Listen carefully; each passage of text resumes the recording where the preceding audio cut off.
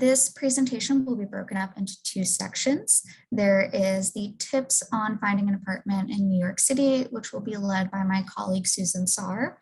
The questions which were submitted upon registration, which apply to her information, will be answered at the end of her section. And then we'll pass it off to Mia Gennaro of Rent College Pads, who will show you how to use the Rent College Pads site and answer questions which were submitted during registration. At the end of the presentation, if there's any additional time, we will then answer extra questions. For now, I will pass it off to my colleague, Susan. Thank you.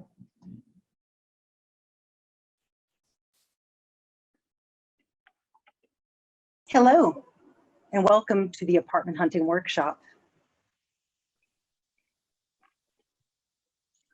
I'm Susan Saar. I was the manager of the off-campus housing office at Columbia University for over 20 years, and I'm going to share with you my expertise in navigating the New York City rental market. And using this sort of toolbox presented here, I'm confident you will also be successful in finding an apartment. The first thing that I want to talk about is the timeline. In New York City, you can't search more than 1 month in advance because here we don't need to give landlords more than 30 days notice if we're not going to renew our lease. Landlords don't know if they're going to have a vacancy until a month or so before it happens. If a place is available now, you're going to have to rent it now. So what you see advertised right now are apartments for August 15th or September 1st. If you start your search about a month before you want to move in, there will be many options available, but not sooner. If you do a search for a future date, there may be some options posted in advance, but it's better to wait and you'll have more options. About 2 or 3 weeks before you want to move in, what you should do is plan a trip to New York City. The most important thing is to be here in person, to see the actual apartment, to see the neighborhood, and to meet the person renting the place. And I can't stress this enough. Make a reservation in advance for a place to stay, especially if you're looking in August when the hotels are full. Make a reservation for about 3 or 4 days, which is about how long it'll take to secure a place. 1 or 2 days just isn't enough. The day before you arrive in New York City, set up some appointments to view some apartments. The apartments get rented quickly, and they may not be available if you make the appointment too many days in advance. So the day before is about right.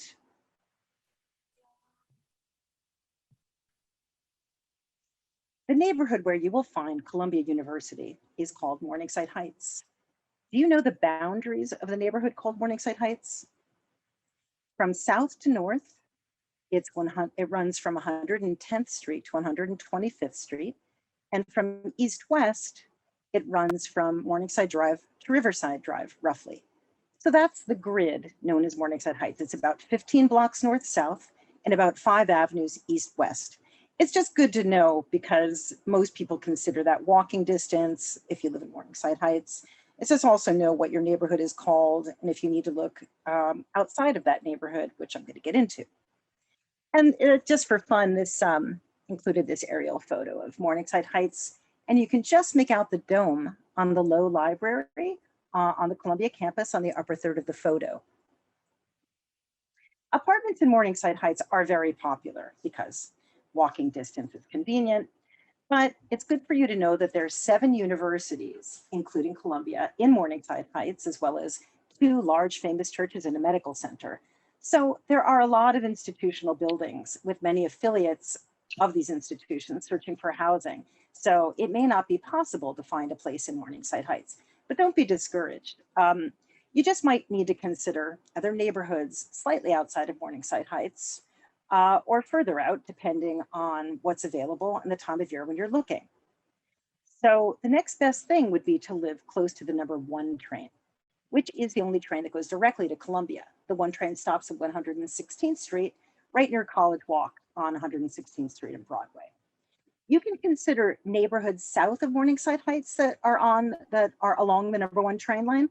For example, the Upper West Side, Manhattan Valley, and south of there. And those neighborhoods are very popular. And the rents are about the same as Morningside Heights or even a little higher. Lower rents with greater availability can be found north of Morningside Heights. So I'm going to talk about that a little bit.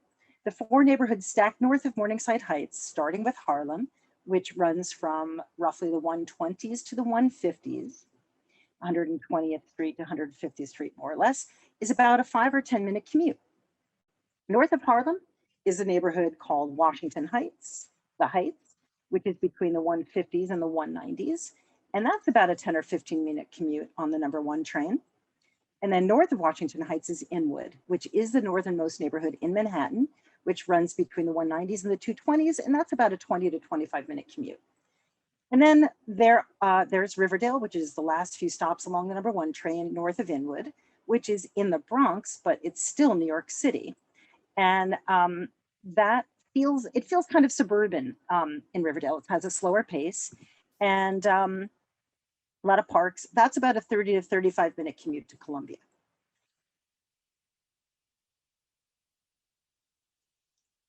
Right now, August, the New York City rental market is entering the high season when apartments rent for the high end of their rent range. The high season typically ends in early or mid-September, occasionally in October. So if you can wait to look for an apartment until after the high season, it's not a bad idea, but don't worry, there are always many leases that come up available in the high season. There just might be a bit more competition, but we're preparing you for that. Studios start at about $1,700 a month. 1-bedroom apartments start at about $1,900 a month. 2 bedrooms start at about $2,900 a month, and 3 beds start at about $3,300 a month. Apartment shares or rooms range from about $1,000 to $1,700 a month. They're also called sublets, by the way. Although there are some shares that are less than $1,000. This graph shows you what your portion would be if you shared an apartment with roommates.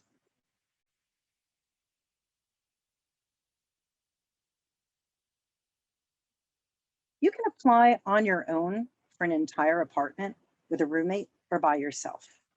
Your combined annual income to qualify must be about 40 times the monthly rent. You'll also have to have good credit, and they will run a credit report on you and whomever you're applying with. So what matters here when you apply for an apartment is qualifying with ongoing income and good credit.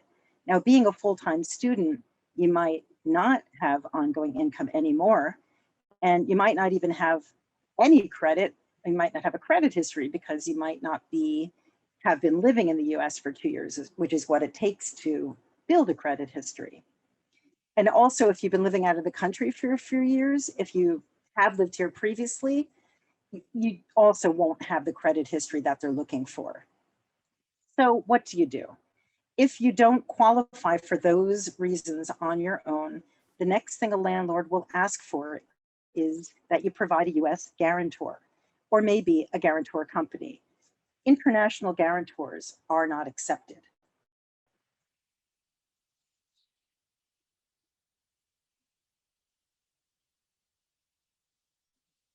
If you see an apartment and you like it,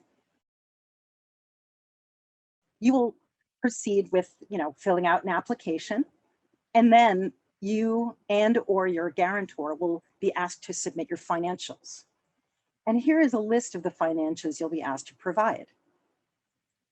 You're going to need to prove ongoing income, a letter from an employer or accountant, the most recent tax return, just the first 2 pages, a recent bank statement, pay stub, and a photo ID. That's more or less what you can expect.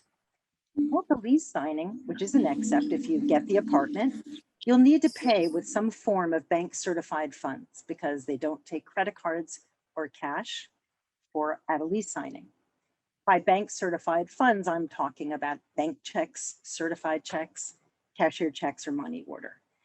You'll need to make 1 check for the rent, another for the security deposit, which will go into an interest-bearing escrow account, and the 3rd check will be for the broker if you used one, and who, once you pay them, will no longer be involved. Subsequent rent payments go directly to the landlord.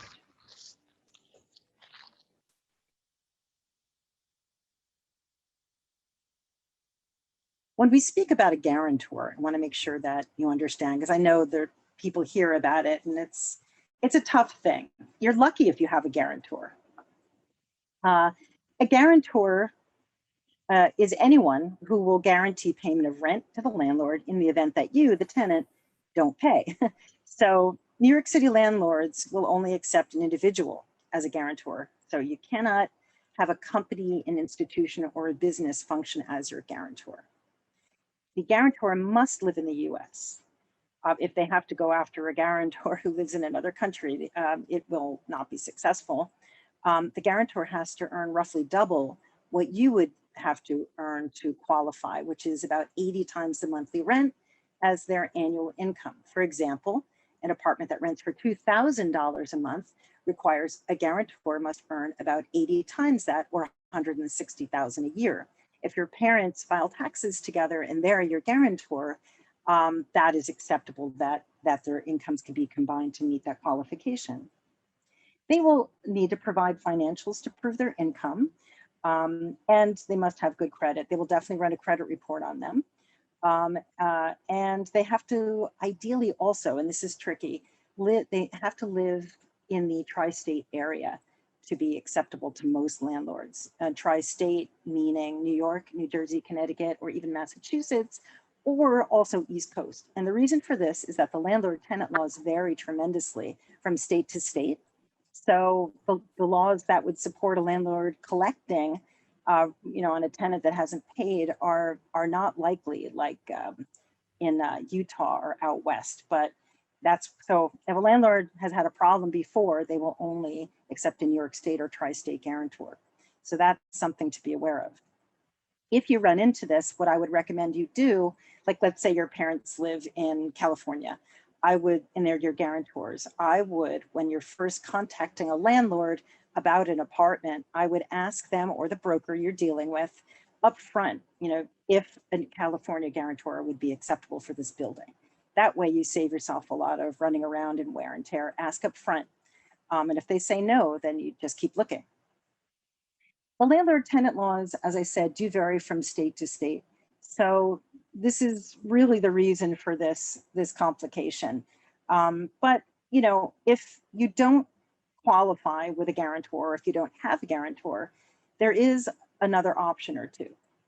There are companies that will function as your guarantor, and of course they charge. There will be a fee involved, and you have to contact them to get that information. So the most popular companies that function as a guarantor are called InsureRent, the Guarantors, and Rhino, like the animal. Now, some companies don't accept them, but they're becoming more popular. So that would be another thing to ask about up front if you know you don't have a guarantor and you're going to run into this issue.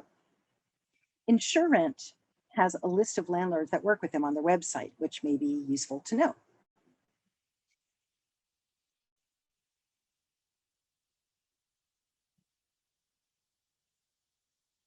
Everybody wants their own apartment, but in New York City, if you don't qualify, you may not be able to get your own apartment. And this is especially true for international students. Let's say you don't have the budget to afford a guarantor company if you don't have a guarantor. The next best thing to consider is to rent an apartment share. And other names for an apartment share include subleases, room and apartment, etc. And what it means is that you have a private bedroom of your own and you share the common space. I'm just clarifying what we're talking about here. And it's really, it's commonly done in New York City, because if you don't have a credit history and ongoing credit, you don't qualify, it's just, don't worry about all those headaches, because this is something you can fall back on. And a lot of students, a lot of graduate students end up doing this in New York because of these strict requirements with getting your own apartment. Other important things to know are, if you rent your own apartment, you're going to be asked to sign a 1-year lease, and it will be unfurnished. That's typical. These are not academic year leases. These are 1-year leases. Landlords in New York City are business people. They are not necessarily student friendly. So just be aware of that. If you know you're going to do an internship or something next summer and only plan on staying in an apartment for 9 months, this is probably not a good option for you to rent an entire apartment. Also, what if your budget isn't up to what a studios start at, which is about 1,700. If your budget is less than what apartments start at, the answer to that, the solution, is to look at renting a room in an apartment or apartment share or something, because you can get them for a little bit less. And you don't have to qualify to get an apartment share. There are no financials involved. They do not ask to see any of those financials. It's very unusual if they do, they might, but you're dealing with an individual who already has an apartment. They've already gone through the process of applying for the apartment through the landlord. So they have the apartment and they have an extra bedroom for you. So those are some of the good things that make it easier if you are an international student, don't qualify to get an apartment. That is an excellent option for you. So, right, you can work out the length of stay with the person you're renting the room from. You just work it out with them, you discuss it with them. They're often flexible. They probably want to lock you in for the academic year so they don't have to look for someone else in the middle of the year. But if you wanted to do, for example, a 9-month agreement with them, put it in writing. That's an important thing to do. There's no broker fee also, by the way. There's no need to pay a fee to look for an apartment share or sublease. You'll find many of them in the OCHA marketplace. Usually the bedroom is furnished or partially furnished, which will also save you the trouble and expense of having to furnish it.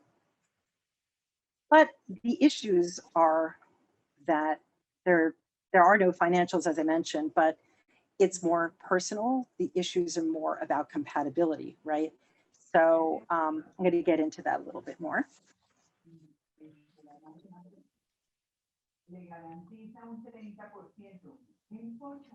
When should you use a broker and pay a fee?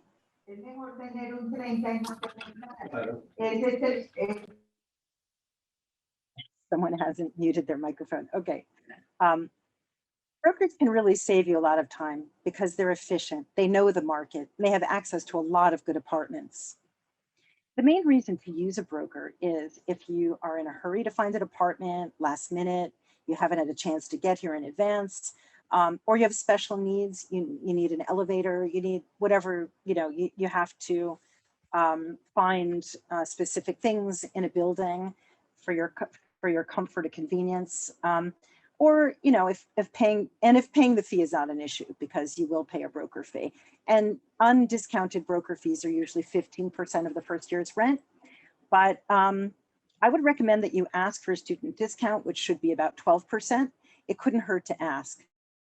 I don't think rents are negotiable. A lot of people ask that question. Rents usually are not negotiable, especially in the month of August, in the high season. But I think that broker fees can sometimes be negotiable, especially if you make sure you tell them you're a Columbia student or affiliate. And also, just for security, be sure to ask for their business card. You want to make sure they're legitimate. If they're a broker, if they are a broker, if you're working with a broker, you're actually protected because they're licensed to the Department of State. If there's any problem with a broker, you can always reach out to the Department of State and file a complaint. But most of the time, you can find that the broker is legitimate by looking them up on their company website. It's hard to avoid using a broker. There's brokers that advertise everywhere because that's just the way the market is in New York City. It's hard to avoid them. And you will find many brokers posting in the off-campus marketplace. So, we work with them.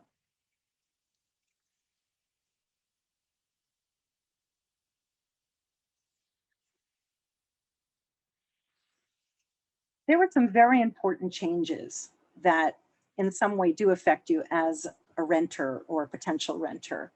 These changes were made in the state of New York and went through in June of 2019, and it's a tremendous bill that went through.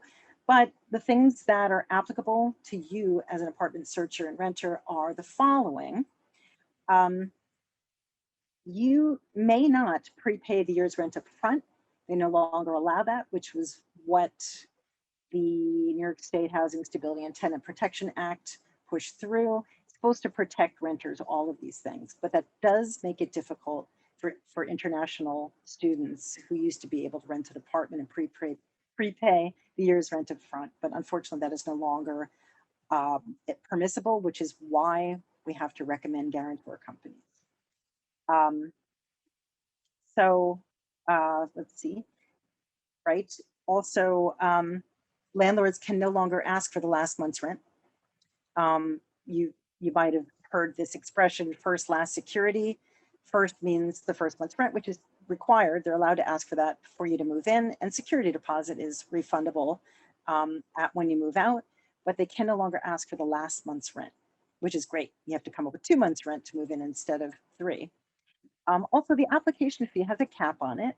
They cannot ask you for more than $20. I understand there are some exceptions to that, which are complicated. I'm not going to get into that, but usually an application fee should not be more than $20, and that includes a credit report that they will run on you. And then also landlords have to return your security deposit promptly. And within 14 days may sound like a long time, but and many of them will return it sooner, but it's good that there's a cap on it as well.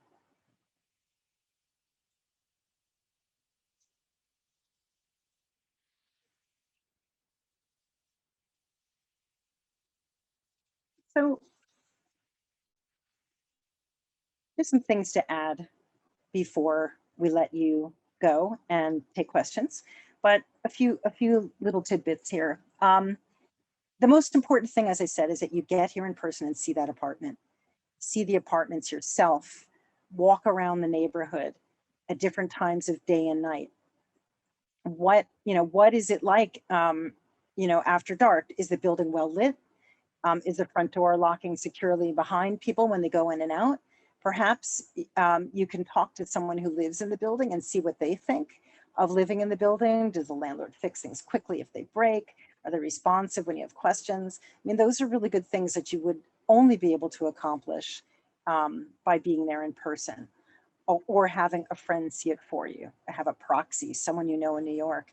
I can't stress this enough. It's as well as don't send money before seeing the place. If you see an apartment in person and you like it, you walk around, in a taxi late at night, like after midnight, or you see that, you're comfortable. What's it like to walk from the bus or subway stop that you'll be taking to and from Columbia? Once you check out all of those things, you'll have a better idea about whether you can see yourself living there and feeling comfortable. And you don't want to send money until you do that. You don't want to make any payments until you've checked everything out, because once you do make the payment, it's a commitment, and you sign a lease, it's a commitment, and it's hard to get out of that. Just bear in mind that the first qualified applicant that comes along, particularly now that we're in the high season, will be, the first acceptable qualified person will be the one who gets the apartment, because the landlords don't want a vacancy. They want the lease to start immediately. That's, again, why you can't look too far in advance. I mean, it's a last minute market, no two ways about it. So you just have to understand that in order to be successful. Consider getting renter's insurance. It's really inexpensive, and we don't recommend any particular company. If you just Google it, you'll find they're all about the same, depending on what belongings you have, what valuables you have. That increases what you pay. But it's a good thing to have generally, and highly recommended. I think that in Columbia Housing, we also recommend people get it. So those are my comments about apartments. Moving on to shares or subleases, you want to make sure that the person offering the room has the authority to do so. In other words, you want to make sure that you're going to rent a room from either the primary tenant or the owner of the apartment. And there might be more than one person on the lease as primary tenant. But in other words, you don't want to rent an apartment from a third party, or rent a room, sorry, from a third party. Because you don't know if they have the authority to rent you the room. So how do you check on that? You can ask to see a lease from the prime. I mean, you ask them, do you own this apartment? Do you rent this apartment? You want to find out what their relationship is to the apartment. And of course, you're meeting them in person, and this is easier to do. Of course, you're having a conversation with them, which is what we recommend. And they'll tell you, oh, I'm a renter. And you can say, well, I'd like to see the lease. I mean, they shouldn't be offended or put off by that. They can cover the rent that they pay if they want. You just want to make sure that they are the tenant. And people really should understand that. Also, right, if they own the apartment, it could be a co-op or a condo, it doesn't matter. You want to, either way, you want to ask this for the same thing, some proof of ownership. And they could show you a variety of documents. It could be a tax or a mortgage document, something along those lines, and just make sure the name and the address check out. The name that they gave you, my name is so-and-so, and the address that they mentioned to you is on, you know, you went to see it, so they gave you the address. The exact addresses, of course, do not appear on the marketplace, but once you contact them and you visit the place, they will give you the exact address. So you have it, and you make sure that it's on the ownership papers. So that way, you know, you're not dealing with a third party. The next recommendation is that you absolutely should do this. You make a written roommate agreement between you, which should include all of the things that you discuss verbally, such as, you know, cleaning the common space. How will you do that? Will you take turns? Will you hire a cleaning company? How will you split the utilities? I mean, it depends how many people live there. If it's a 3-bedroom, you know, you make it between the 3 of you. And remember, these people, usually the people already have the apartment. So they might have some kind of setup already established, and you'll be included in that. But make sure there's a written agreement. Prophylactically, there's nothing better. It really does prevent problems down the line. And the utilities that we're talking about could be, you know, cable, Wi-Fi, electricity, usually heat and hot and cold water are included in the rent, by the way, in New York City. I'm not sure if everybody knows that. You don't pay for heat, you don't pay for water. So it's the other utilities that we're talking about when we're talking about sharing them.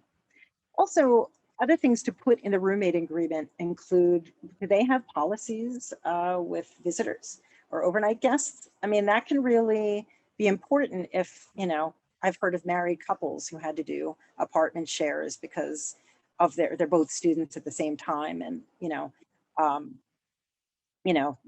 they might plan on seeing each other like on the weekends or every other weekend, but you have to make sure that that's okay with the person you're renting the room from. Also, yeah, I mean, just check that out in advance. Do all this in advance, write it down.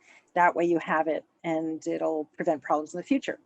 Also, how long will it take to get your deposit back? For the most part, those landlord-tenant law things that came down that we talked about, the changes, a lot of people who rent rooms don't know about those things. If they were landlords, they would have to. But we could always remind them of that policy that New York State put down in 2019 if you have a problem getting your deposit back. Susan, before we get into the pre-submitted questions, there's a good one here from Anastasia where she asks, if you're moving into an apartment that already has roommates, is it a good idea to check out their current roommate agreement or suggest some revisions? You know, what kind of feedback would you offer on that? Oh, absolutely. That's an excellent question, Anastasia. I think that if they have a roommate agreement already, they should share it with you, let you look it over, and they should be open to making changes or to it to include you or update it, revise it to include you in it and your ideas. So this involves discussion, conversation, but you know, so I would definitely push for that. I mean, look, if they're not open to that, it's information for you about them, right?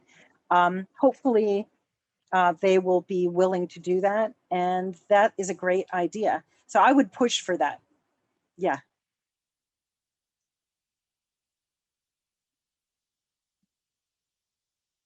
Okay, moving on to some questions that we got in advance. I think some of this stuff, honestly, might have been covered, you know, in my presentation already, but I'll refer back to it. What should international students know about leasing? They should know that they have to meet the requirements. And of course, they're not going to. They're not working here and they don't have a credit history. So they're going to need a guarantor, and they may not, to get their own apartment. So the most important thing to know about leasing is you may not be able to get your own apartment unless you're willing to pay for a guarantor company. You must qualify. There's no other way around this. To get your own apartment, you're going to have to pay for a guarantor company if you don't qualify and if you don't have a guarantor here in the US in the tri-state area. It's really awful. It makes it my sympathies, it makes it very difficult. for international students, but you can always, if you have the budget, you can do a guarantor company. You just have to make sure the landlord will accept them. Or you can consider a sublease, an apartment share, renting a private bedroom in someone else's apartment. So that is the most important thing to know about leasing, that and getting here in person and not sending money in advance without seeing an apartment. So that's that question. Another question from an international student. Again, if you don't have a credit score, I think we just answered that question as well. So I'm going to skip that one. Let's see. So this is an excellent question about a roommate agreement. And I'm not calling it a contract. Actually, these agreements that you make are informal. They are not considered a legal document, but they're more like a paper trail. But that is important because you can refer back to it. If you ever have to go to court, at least you have a paper trail between you. But, you know, I mean, look, you're talking about rent and legal responsibility. I mean, I'm not an attorney, by the way, I have to say that, but I have a lot of experience with this stuff. So I would say that the person who has signed the lease is legally responsible for the entire rent. And sometimes when you have more than one person on the lease, which they permit, you can have 2 and 3 people on a lease, each of them is individually responsible for the entire rent. So even though it's a share between you, I always recommend roommates to go into signing a lease together, make a separate agreement between them so they don't let each other down. And I've even seen people have like the parents of each of the roommates notarize something that says, I will cover my students' portion of the rent if they don't pay. So, I mean, there's creative things that you can do, and you can find a guarantee of lease form on the internet and sign it between you and get it notarized. And especially if you have one parent who is going to be the guarantor for a 3-bedroom apartment, for example, and you don't know the roommates. They're in your program, let's say, but you don't know them. So that would make the parents of the you know, the U.S. student who has the parents who are the guarantors, it would make those parents nervous, right? Because I think that might be what you're getting at here with this question. So the best thing to do is you get the apartment is, you know, the best way that you can. If there's just one roommate whose parents are the guarantors and are concerned, the best thing to do is to make a guarantee of lease form, which you can find on the internet, you know, have the other roommate's parents notarize it. And, you know, it's something. I mean, look, there's some risk involved, I suppose, but I've saw that work actually very well. And when I was a landlord years and years ago, that's what I had I suggested to my tenants to do. And that seemed to cover it. It was enough to satisfy the parents. So that should cover that. Next question. Does Columbia own any of the buildings for graduate students? Columbia has its own housing, but Columbia housing is something separate from what you'll find on the marketplace, except for the subleases. So yes, there are rental buildings for graduate students, which have to be applied for. And there's a wait list, and there's a whole bunch of information available on the website. And there's also a chat. If you have questions about Columbia housing and Columbia buildings, the best thing to do is go to residential.columbia.edu and go to the chat during business hours, which are Monday to Friday, 9 to 5 New York time, and ask your questions there. Next question. The best neighborhoods for students, all neighborhoods are good for students. The thing is this, you may not be able to live right next to the school you go to, and you can try. And, you know, I mean, it's very competitive, especially right now, not to discourage you, but I mean, the best neighborhood is a neighborhood where you can feel comfortable and feel safe. And that's a subjective thing, by the way. People often ask me, and I think that's what this question is. It's a safety question. It's very hard to answer this. And believe me, I'd like to give you as much information to help you make that decision. But that's another big reason to get here in person. You can't really know what someone else is used to. I don't know if you've been living in a very quiet place without, you know, it's not a big city. I don't know if you've ever lived in a big city. I can't recommend things for your comfort. Only you will know what you're really comfortable with. So, you know, I mean, you are moving to a big city and you need to develop that awareness if you don't have it. The best neighborhood is going to be convenience, right? Location, location, location. You want to be close to the school, but you may not be able to. So, I mean, if you're unable to live close by, check out the shuttle bus schedule from on Columbia's homepage, and see if the neighborhoods that are serviced by the shuttle bus, because it doesn't go everywhere. It just goes about a 10 to 15 block radius around the boundaries of Morningside Heights, which is one of the reasons I mentioned the boundaries earlier. I mean, you're going to have to work with your own comfort zone and your own experience of living in a big city, and be safe and be comfortable, and pay attention to that feeling in the pit of your stomach if you're comfortable or not. So, next question. Let's see. Okay. I think we answered this one in the webinar very well.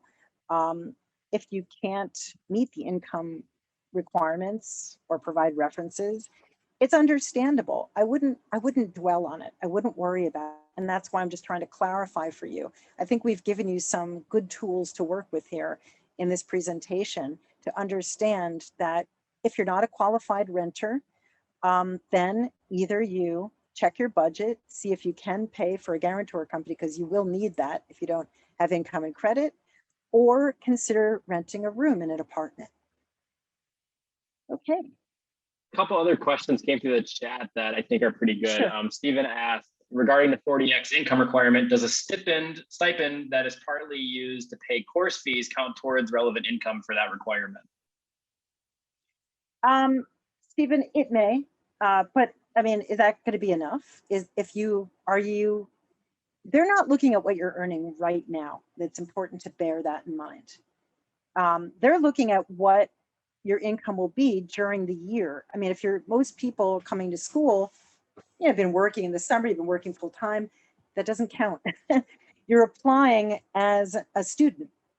You will be a full-time student, even if you have a part-time job, which most people will not have.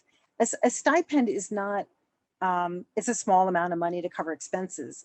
I mean, that's not going to be 40 times the rent. So I don't think it is relevant. It's not going to work. If even sometimes I've met students over the years who do have plans to continue their full-time job and be a full-time student. And that is an unusual circumstance. And in that circumstance, if you add the stipend to your full-time income, then, if that gets you to the 40 number, then great. Awesome. Another question here from N. Sumro.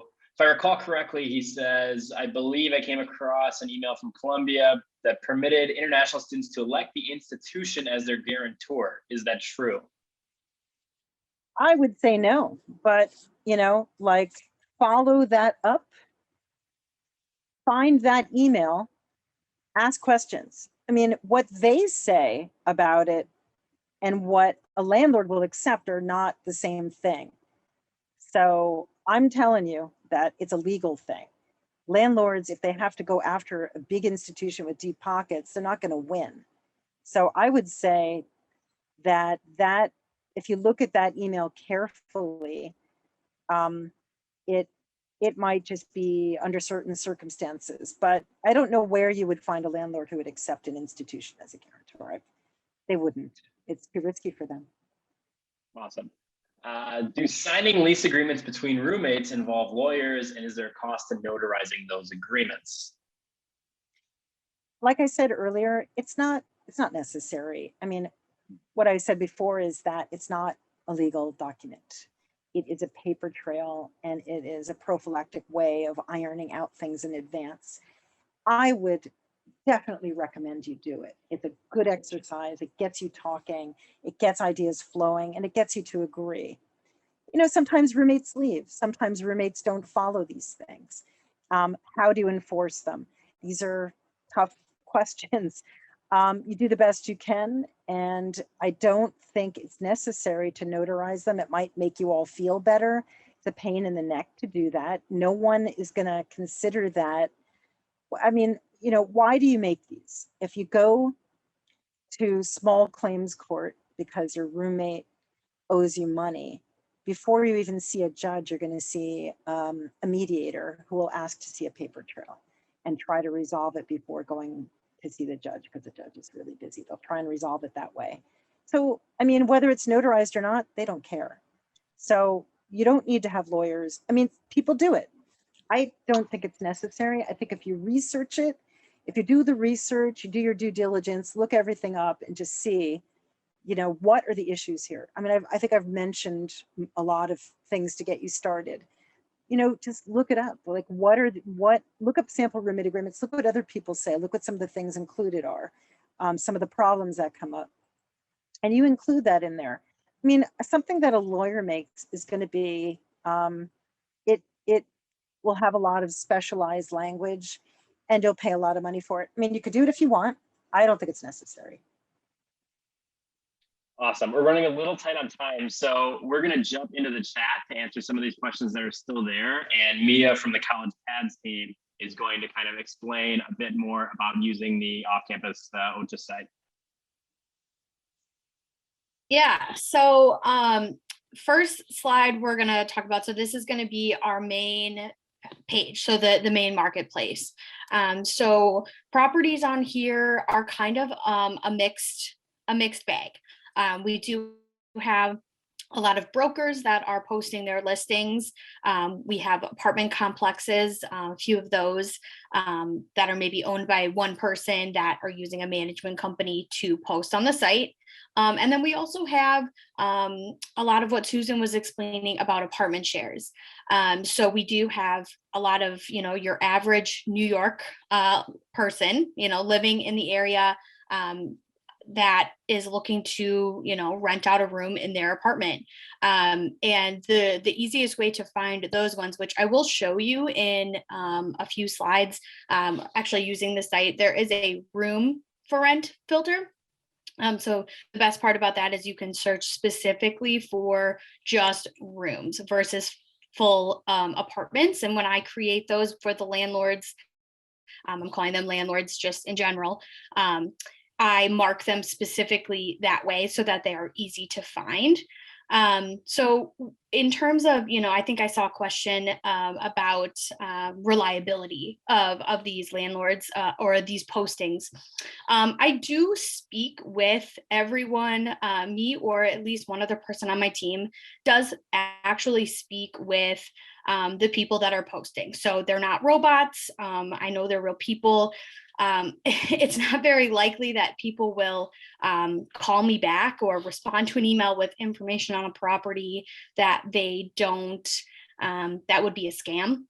So I do speak with them. I do make sure that they are able to show me you know, some proof of their listing and things like that. So, and I always recommend them posting, you know, real photos of their listings, of their apartments, and the detailed descriptions, especially for the room shares or the apartment shares. I do ask people to be as detailed as possible. And I know it can be a lot to read, but I think a lot of people that are posting rooms for rent are very, they try to be as specific as possible on who they are and what the apartment is, so that you can see kind of right off the bat if they, you know, might be compatible or not with you. So we will go on to the roommate portal. So this will be something you guys are able to log in with your Columbia credentials. So it'll ask you for your email and a password. And you are able to go on and not only look for roommates, so there are going to be people that will post. So you can post, you'll look at other people's posts that are looking to share an apartment. So maybe this is something where you can both apply for an apartment through a broker, or, you know, maybe they have a place in mind or they own a place and they're looking for someone to post on here. That's going to be a lot of this roommates page. And it does have some kind of personality questions and things like that, that you're able to see if they might be compatible. And you can contact them through email, and you can take a look. It does say like their academic year. Maybe you're a graduate student, so maybe rooming with a first year student may not be something you would, are interested in doing, but you're able to kind of see that right away. The other portal is the sublease portal. So this is also going to require that login. Anybody that posts on here also has a login. So they are somehow affiliated with Columbia, faculty, staff, alumni, students. So they're going to be posting, if a faculty member is going on sabbatical and traveling and they want to rent out their apartment. This might be a good option for people that need an academic lease or maybe a semester. There are a few more options on here that allow or are specifically for the academic year or a semester. So this is always a really good place to check as well if you are not finding exactly what you need on the marketplace. And you're able to contact everyone via email as well. This also has the Columbia managed sublets on here as well. So you can, at the top, you see CU man. You're able to check that and it will filter down the results. And you can filter just like you would on our main marketplace page. So this is kind of we're showing here what I meant before about filtering by room. So these are marked specifically for just those apartment shares. A lot of times there are more than one room available. There's still just as room for rent, even if there is, 2-3 rooms available in the apartment. So you can see it does take down the listings quite a bit. The other option, and Susan had mentioned this earlier with the filters, is a furnished apartment. A lot of times these are going to be really nice for out of state or the international students. It's a, if you're traveling from another country or, across the country, or, across the US, buying furniture or bringing furniture can be tough. So a lot of landlords are offering furnished rooms or furnished apartments, and that can be a really great option for people that are not or new to the area or do not already have their own furniture. So that's where you'll also go to the roommates and sublease page, and here's where you'll log in. Yes, Jeremy's showing how you can actively post your roommate or your sublease.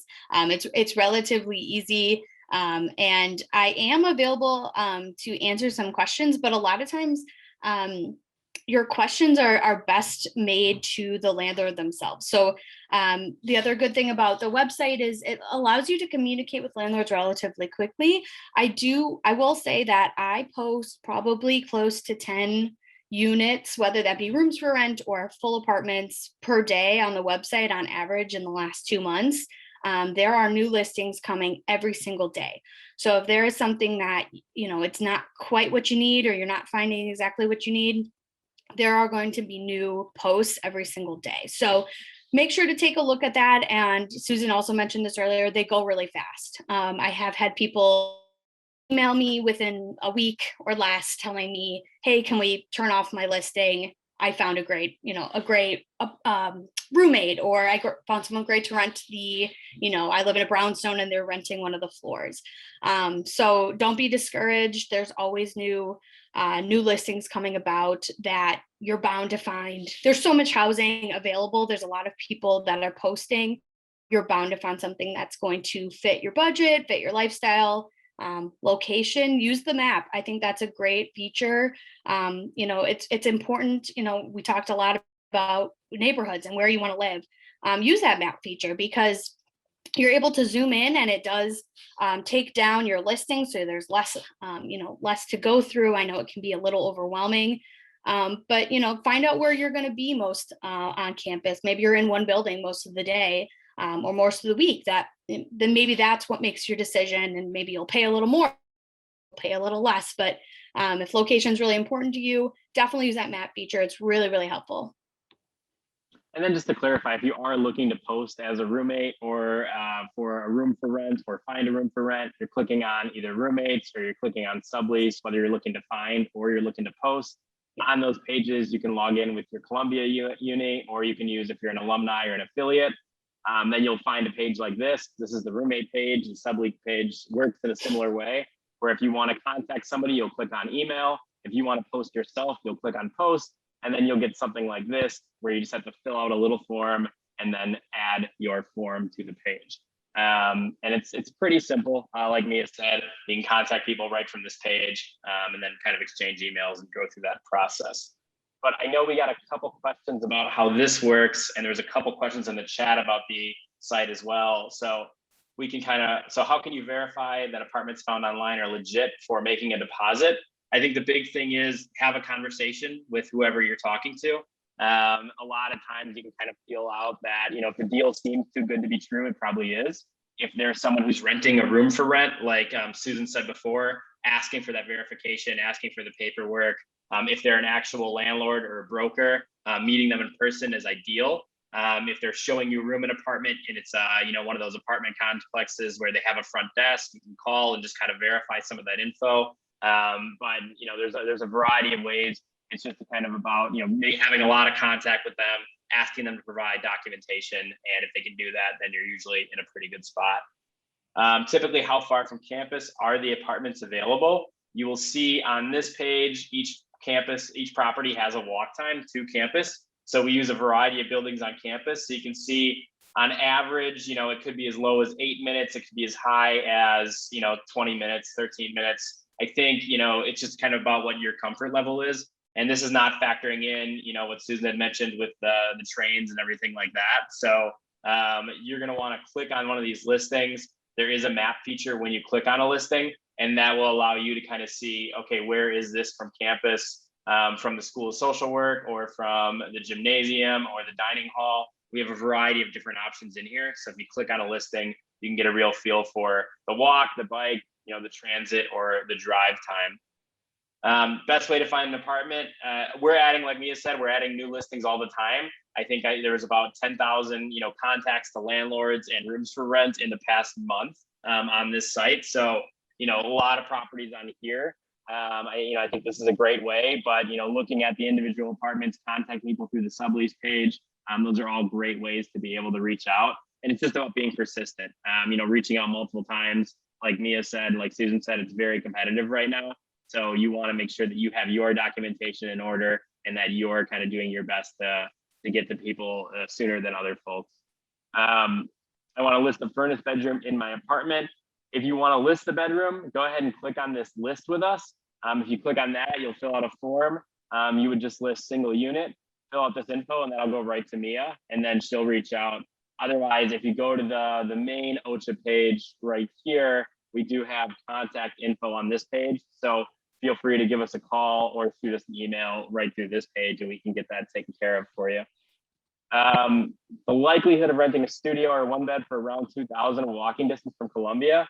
Susan, you might have a better idea of that. I think if you look around, you can definitely find that in the $2,000 range.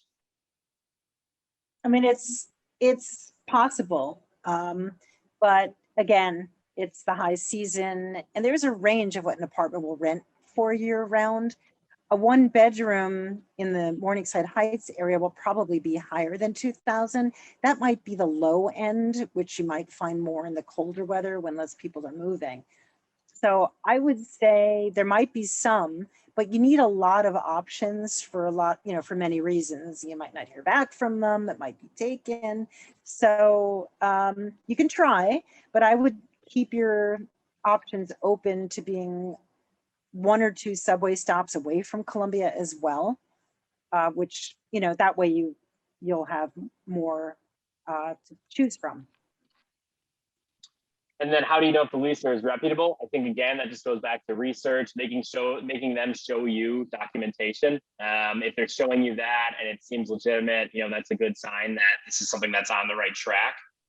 If they're asking you to rent a room, or if they're asking you to rent an entire unit, just making sure they either work for the company that they're trying to rent for, or that they're a broker with a license asking for that. I think that's how you're going to know that somebody is legitimate.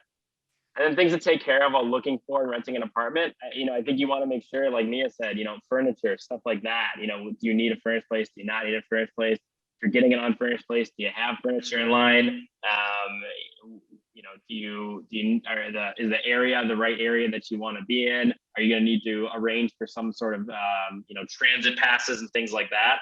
Just think about what's going to happen in your day-to-day life after you get there. And that's kind of what you're going to want to think about while you're looking for and renting an apartment. I see we have a few more questions. We have about 2 minutes to go here. I know we've covered a lot on the international side. Susan, is there anything in the chat that, I don't know, maybe you've been reaching out to people. Is there anything you specifically wanted to touch on based on what you're seeing in there?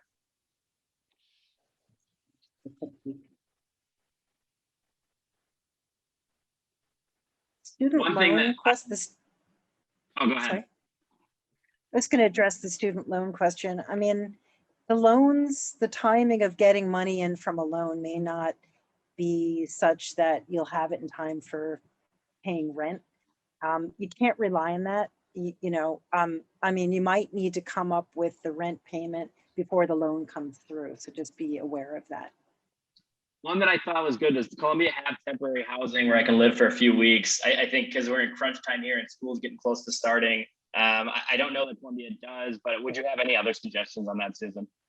Sure. Go to the Columbia homepage and look up the Office of Work Life.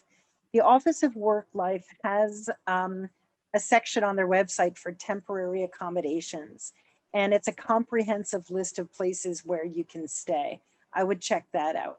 There are some guest rooms in the Columbia area. There's like youth hostels on the list, or you could look up youth hostels if you have a budget issue. Look up youth hostels, or there are hotels, but most of them are not close to Columbia, but not that far either. So that's what I would recommend. Awesome. So we are up at our time. I know there's a couple questions still out there. If you want to, feel free to shoot those in an email to us and we can kind of work on getting back to you. If you have specific questions, we can try and work through those with you. You will be getting a recording of this workshop. I saw there was a question about that. It'll be coming out tomorrow. You did submit and sign up for it. So we'll be shooting an email out with a recording. And then there is an FAQ portion of this, seminar that's going to be posted to the OCHA site in the coming week or so, but you'll get an email with the video of this recording first. And I guess, I just want to thank everybody for attending. Susan, any final thoughts from you? No, thank you so much for joining the workshop today. And it was a pleasure. Reach out if you have any questions like Jeremy's saying. Awesome. Well, thanks everybody. Take care.